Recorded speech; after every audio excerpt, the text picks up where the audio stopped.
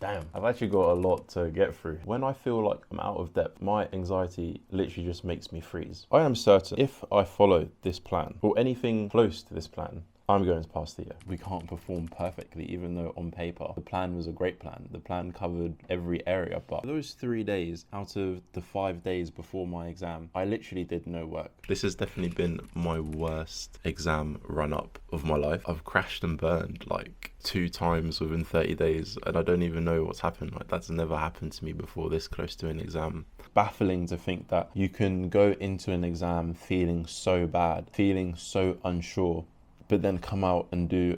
Hey guys, welcome back. Today I just want to catch up a little bit on what happened towards the end of my 3rd year of medical school. I'm now a 4th year medical student, currently on my first rotation of hematology, oncology, dermatology, palliative care, and infectious disease and microbiology. Today I'm heading to an oncology clinic at 10, and so I'm just getting a little bit of studying done now. Whilst I'm in the oncology clinic, let me show you what I was thinking and kind of doing the build up until my exams, but then also the day before my exams. Then we can talk about how results day actually went. Alright guys, the plan has been drawn up. When I write all of this down, I'm kind of like, damn, I've actually got a lot to get through. We're gonna focus. Let's try.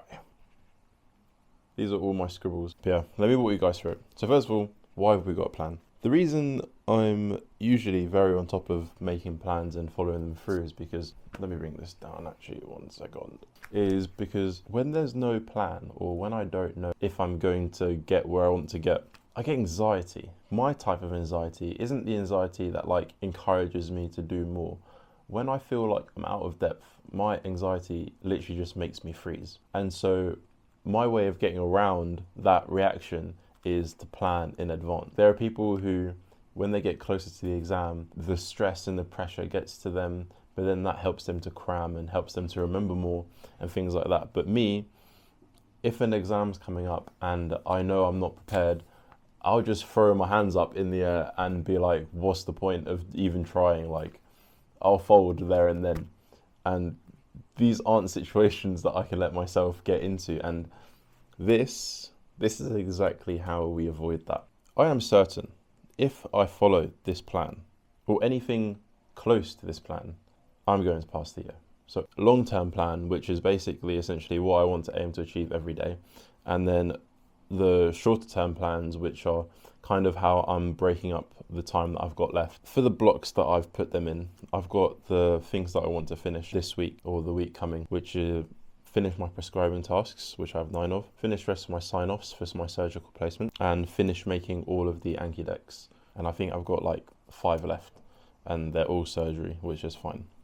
The following week, I want to focus on reviewing psychiatry. Psychiatry is the smallest of the rotations that I had content-wise, so I want to start revising that one first, because during that time, it gives me a lot of opportunity to still get through a lot of the blue cards, which are lectures which I've turned into notes, but I've not actually learnt those notes. The following week, I'm going to start reviewing my medicine flashcards and lectures.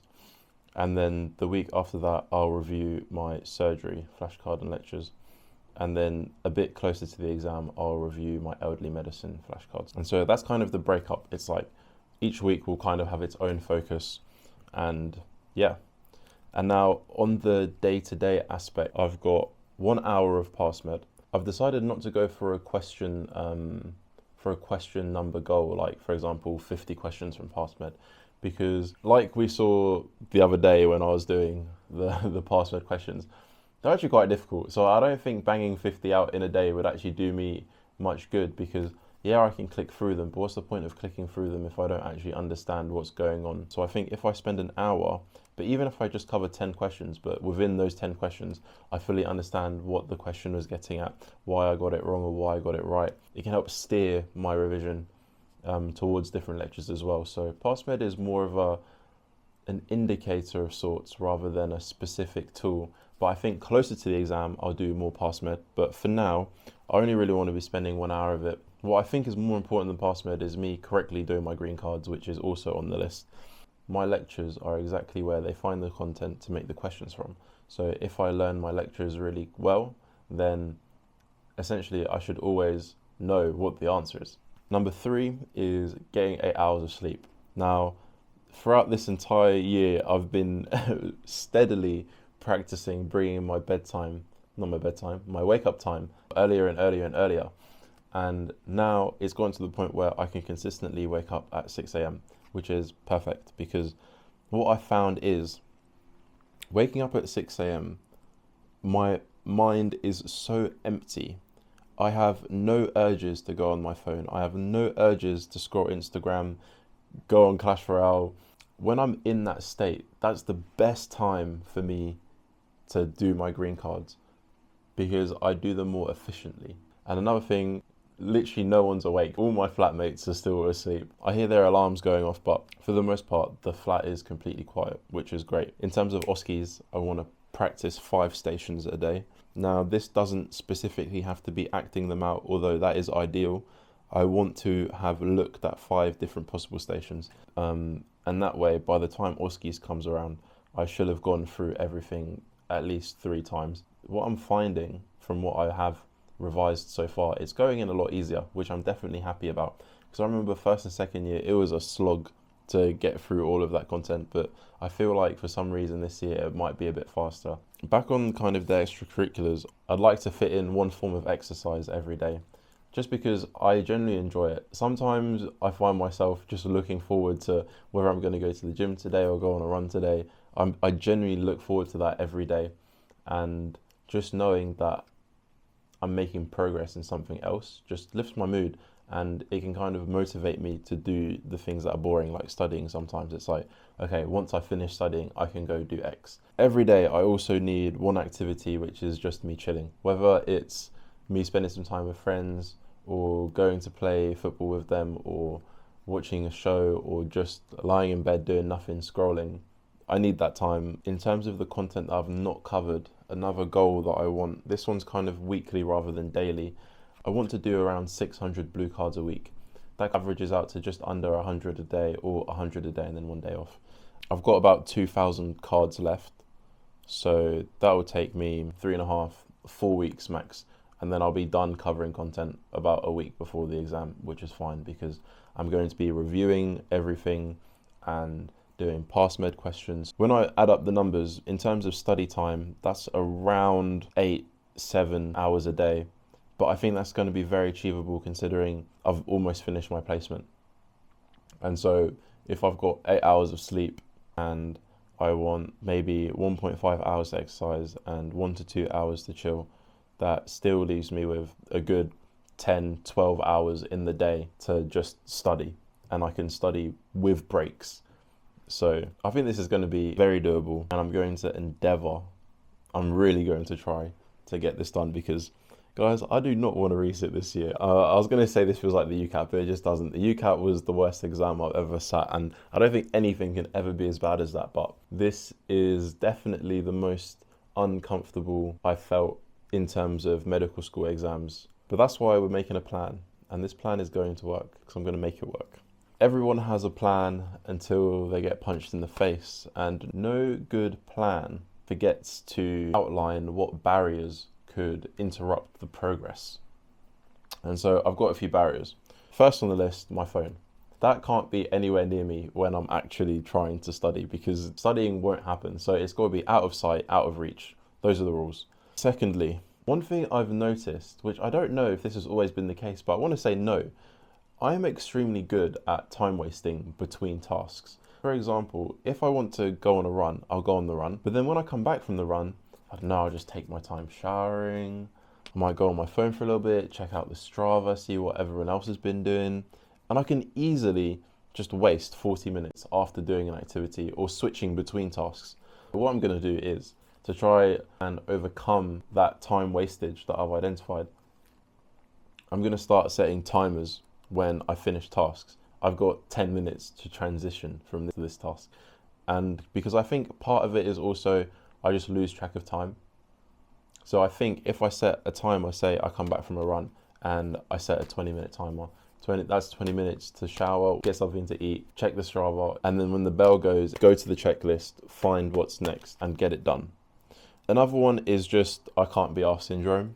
Sometimes that happens to me and it hits hard, but I don't think this is going to, I don't think it's going to creep up on me as much this time. One, because of when I start at 6 a.m., I'm just going to start with the hardest task first. And that will probably be my green cards. And once that's out of the way, the day will probably be smooth sailing. Another thing that I'm going to do to try to stay focused is when I'm feeling like I can't focus by myself, it's time to phone a friend. Someone's coming to the library with me, someone's coming to the education centre with me, or I'm finding people and we're going to be in the same room, but we're not going to talk. That's going to be the rule. We're going to be in the same room, but we're not going to talk because I can't do this by myself currently. Switch of environment and also using other people to try and get me in the right mindset or stop me from deviating. That's the plan. It's a pretty good plan if I say so myself. The way I'm going to go through my recapping of like my psychiatry block, medicine block, surgery block, I'm just going to pick the lectures which I'm like, I don't want that to come up. Target my weaknesses. That's the best bang for my buck, because if I'm going to get a question wrong, it's probably going to be in those lectures. And so no point revising what I already feel comfortable with, even though I can still get those questions wrong. There's just more chance of me getting wrong the lectures which I'm not comfortable with. It's interesting because looking back at my plan, it was a solid plan. I can't actually think of anything which I would change in that plan except for give myself more time. And so that kind of begs the question, where did I go wrong? Because trust me, in the next clips, you're going to see you're going to see my kind of mood and mindset and outlook on how I spent those past 4 weeks actually gearing towards the exam. Nothing really went to plan at all. I did not feel comfortable. That same anxiety that I was speaking about, it hit me. When I had a week left before my exam, I spent at least 2 or 3 of those days doing absolutely nothing because I thought, it's over. Like, I've just got no chance of recovering this whatsoever. And where I went wrong was that I didn't account for fatigue. My plan was basically to try and maximize every hour of the day. And everything had to go right for this plan to go as I wrote down, which I think I'm kind of guilty of always writing the perfect plan. And sometimes we can't perform perfectly, even though on paper the plan was a great plan. The plan covered every area, but realistically, I just didn't have enough time to execute it properly. So fatigue, some of the tasks just took way longer than expected. Some of the lectures were just difficult, and so it took a lot longer to go through them. And I ended up getting in a crossroads where I still had content to learn, but I knew that there was other content that I'd previously looked at the beginning of the year, but I wasn't going to be able to answer the questions correctly on them because I didn't learn them well enough in the first place. This is pertaining to my medicine module in first term. I just didn't gauge the depth that I needed when I first started that module until I started reviewing all of my other lectures. And then I was like, oh, that's a weakness right there. And remember that. There was the fatigue, there was the needing to continue doing the lectures that I've not actually looked at yet, and going over the lectures which I didn't feel very comfortable with. And then there was OSCEs on top of that. And OSCEs being the practical exam, and you only get one opportunity, no resits of OSCEs, so you have to take that serious. So that's just another immovable object in my schedule that seems to be getting tighter and tighter and tighter. And yeah, like I said, towards the last week of my block, I can even show you on my Anki, because Anki keeps score. Towards the last week of my block, there's a day where I literally do nothing in comparison to what I was doing the previous days. Our exam was on the Monday, and you can probably see I did a couple cards in the morning on the Monday until I realized that, yeah, there's no point. But you see how dark this blue is over here? This means that I'm reviewing loads of cards every day over 1,000, every day over 1,000, even the penultimate week before my exam. But then this last week, look, 170, 290, 180. So for those 3 days out of the 5 days before my exam, I literally did no work. And it is so interesting because I called this out at the beginning of my study block that, like, I know that when the going gets tough and I feel like it's hopeless, I freeze. And I literally did exactly that. And this year, that's definitely not happening. But you can also see after those few days of me doing nothing, I suddenly snapped out of it and I was like, no, there is a chance. Like, I've wasted so much time doing nothing, but there are things I can review. Even though it's not going to be perfect to the plan, I had to decide, and I'm happy I did. Even though it was only 2 days before the exam, I'm happy I decided, no, I can still make use of this time. Have a look at what I was thinking the day and then the morning of my exam, and then I'll tell you about my results. Guys, we are exactly 24 hours before my exam, and if I had to oh dear, summarize this exam period in like one word, it would just be chaos, or it would be gone exactly opposite to plan. This has definitely been my worst exam run up of my life. I've crashed and burned like 2 times within 30 days, and I don't even know what's happened. Like, that's never happened to me before, this close to an exam. And I feel like it's just the fact that this is so overwhelming. Yeah, I just wasn't ready for it to be like this. Okay, guys, it's the next morning. My exam starts in 40 minutes. I'm actually quite nervous. I've not been this uncomfortable in a while. But it's okay, because there are 2 papers. The second paper is in like a week, maybe even 2 weeks. And then the scores get averaged between the 2. So all I need to do is put in a solid shift on this one, and then I've got about 2 weeks to do whatever I can on the following. So yeah, wish me luck. Okay, so results day was maybe a week after the exam, and that week felt quite long but quite short at the same time. The short part of it was because our OSCEs was, I think, 2 days later or 3 days later, and yeah, OSCEs was so nerve-wracking. That's the most nervous I've ever been, and only second to the interview I had for medical school the first time I applied. It was the only school that gave me an interview. The others were 3 straight rejections before interview. Then the one interview I had, I promise you, I had like an anxiety attack. I was shivering on my seat.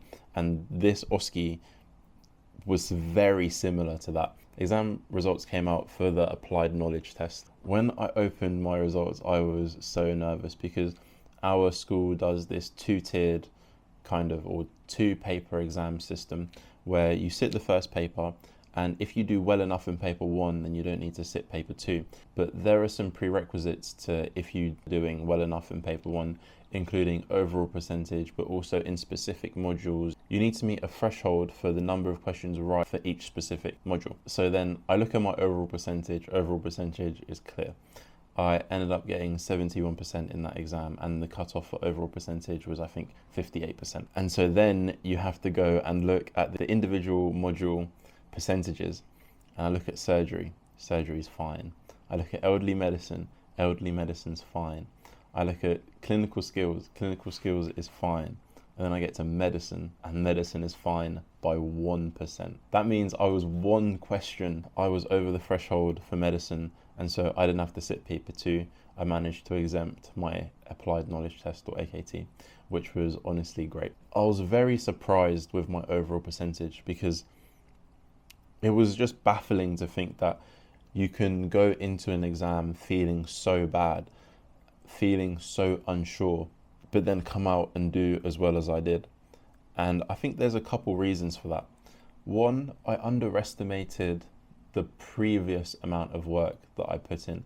I think I was focusing on the week run up towards the exam as a representative extrapolation on how I felt, how productive I was, as to how I was going to perform onto this exam. But the exam is actually based on an extrapolation of how much work you do from the beginning of the year all the way to the exam, not just a 1 week span. And yeah, I started working from the beginning, and so I think that definitely paid off. And secondly, something that I also underestimated was the actual power of Anki. Anki is so useful. And the reason I think Anki is so good is because, or at least the way I make my Anki cards, is that I give myself very little in terms of clues when I make my Anki cards. So the question will be, what is scarlet fever? Or what is the microorganism that produces scarlet fever? Or what are the clinical signs of scarlet fever? So all of these very sharp, out of context questions, just pulling facts out. But then when you get to an exam and they actually write you an exam question, what I noticed is that because they give you so much information in the STEM, they gave you 2-3 lines to read, which actually is so much to read. I was so fatigued. That was the longest exam of my life, but we'll talk about that in a minute. Let me finish my train of thought. So they give you so much context in the STEM, then they give you the blood results, and then you pick out the clinical findings yourself. And then they give you so much more information. And not only that, but it's also multiple choice. And so you get more context than you get in Anki, and the options of the answers are in front of you. And so, whereas Anki is so difficult because you have to come up with the answer yourself, you have to make it from your own brain with very little clues, but in the exam, it's better because they give you context and they give you options. And so I underestimated that because I've been studying using a method that's quite difficult, and then the exam, although it is a different layout, it's actually a kinder one. So then if you've actually been putting in the effort into Anki, when you get to your applied knowledge test and they give you all these clues and they give you the options, it's actually easier. But when you're doing the Anki, gosh, do you feel silly for getting all these hundreds of questions wrong every day? It's honestly grueling. But yeah, it went well. I passed. And OSCEs as well, it went fine. I failed one station, and I do not think I should have failed that station, but that's the politics of OSCEs, isn't it? I'll put up my results for the AKT here. You can pause the video, and then I'll put up my results for my OSCEs here. I think it was a very nice release to see that I'd passed both my OSCE and my AKT, because yeah, it was feeling ropey, but we did it, and we did it convincingly, so no complaints. Hopefully we can do it again this year. Yes, sir. All right, guys, made it back. Oncology clinic was pretty cool, actually. Saw a real range of patients this morning. Sometimes you go into placement, and there are days where you actually feel like I learned something today. And yeah, today was one of those days. Plan for the rest of today is actually, I've got so much studying that I need to do, and I've also got a run to go on. The weather is so nice right now, and I don't want to miss out on it. And later on, we've also got an unboxing to do. A health nutrition brand reached out to me on Instagram, and yeah, they wanted me to review their product and just make a couple videos on it. If you want to see the rest of the content that I make on the stuff from Verve, here's my Instagram. Go check that a follow. Fitness, running, calisthenics, medical school content, just head over to my Instagram. Trying to hit 1,000 followers by the end of 2025, and I know you can help me out with that, so go follow. I also recently took part in a pickleball tournament. Pickleball is like one of my new hobbies that I've picked up. Usually I'm not like, racket sports and me don't usually get along that well. Like, I like badminton, I like table tennis, but they're all just too hard for me. And full-size tennis especially, the skill ceiling for full-size tennis is way too high, and I've not got the patience for it. But pickleball is like the perfect blend of easy, but pickleball's perfect. The skill ceiling's so low. Took to it like a duck to water, and actually entered a tournament with my friend Ollie and my girlfriend Margaret. And so we played the tournament. We lost most. Me and Ollie came mid-table. Me and Mar lost most of our matches. Actually, I think we did lose all of our matches, but that's besides the point. Here are a few clips from the games we played. Well, all the reviews of the games we played when we went to the tournament. Let me know what you guys think. But yeah, there's definitely going to be more pickleball content. Probably just vlogs when we go to play matches or when we play training games week to week. But yeah, have a look at that. I told the guys I was going to make a little video about the vlog, that I was vlogging, so then to make a video about the day out. So yeah, have a look. And yeah, I'm going to get dressed, grab a quick bite to eat, and then we're going to head on the run. So yeah, catch you in a bit. I use it a bit too much. We're just leaving McDonald's now. We're going to be late. Registration's going to be open for 3 minutes before we get there. We're going to be at the back of the queue. That lose us more time on court before we get there. That's crazy. Ollie, how are you feeling for today? Another day in the office is like another bird's day in the sky. How do I, oh. There we are. Look. The call looks smaller from her. They're playing their first game. Oh, nice smash, Ollie. Oh. Game 1, post review. Yeah, we knew we'd win. We delivered. Why did you know you'd win? Because it's me and Ollie. Okay. We never lost. Yeah, we've never lost. Even our practice games, we don't lose those. No, but in all seriousness, there was a few points lost at the beginning.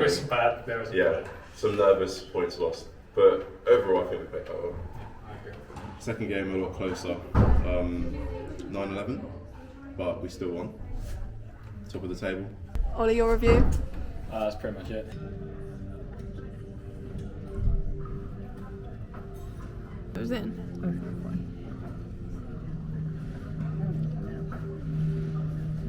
Oh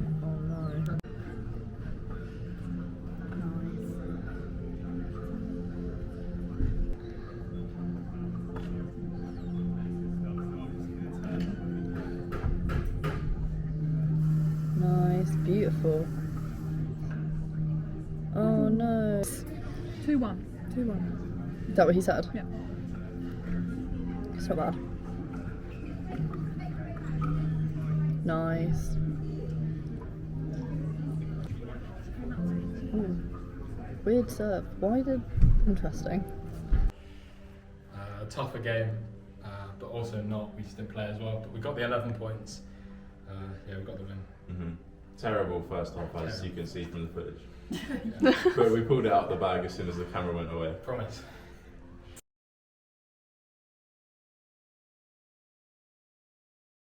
If you've made it to the end of the video, thank you very much, guys. And yeah, look out for more uploads by me, and I'll catch you in the next video.